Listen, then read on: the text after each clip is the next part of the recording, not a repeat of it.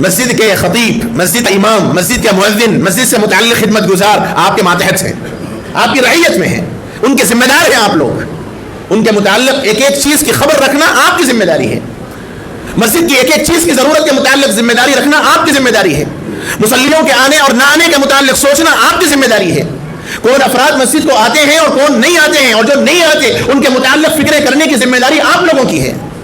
بہت معافی کے ساتھ عرض کرتا ہوں کہ عام طور پر ہماری مسجدوں میں پخانے کی صفائی کرنے والا مؤذن ہوتا ہے، کیا جواب دیں گے اللہ کے پاس؟ جو آدمی آپ کو نماز کے لیے بلا رہا ہے آپ اس سے پخانے صاف کراتے ہیں۔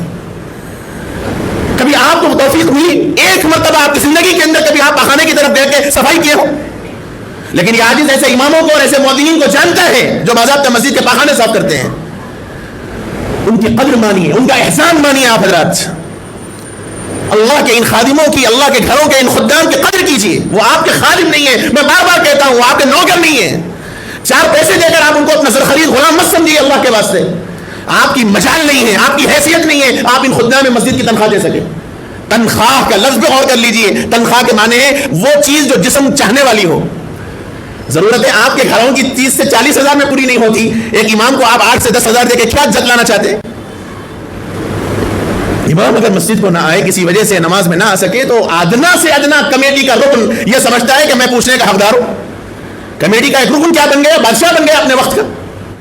وہ مسجد کا امام بھی ایک خادم ہے، اس کی بھی ضرورتیں ہیں، اس کے حالات بھی ہیں، اس کے بھی اپنے گھر ہیں، اس کے بھی اپنے تقاضے ہیں، اس کے گھرانے کے اندر بھی بیماریاں ہیں۔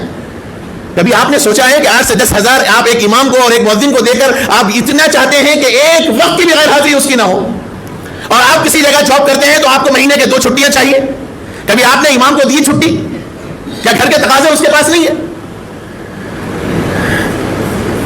دنیا کا شاید یہ واحد ملازم ہوگا، دنیا کا واحد ملازم امام اور مؤذن، خطیب کا تو مسئلہ الگ ہے، اس کو تو پھر بھی آزادی ہوتی ہے، لیکن امام اور مؤذن دنیا کا واحد ایسا ملازم ہے جس کو کوئی چھٹی نہیں ہے، سال کے 12 مہینے کوئی چھٹی اس کو نہیں ہے، اسے جانا بھی ہو تو وہ کسی کو انتظام کرنا پڑے گا۔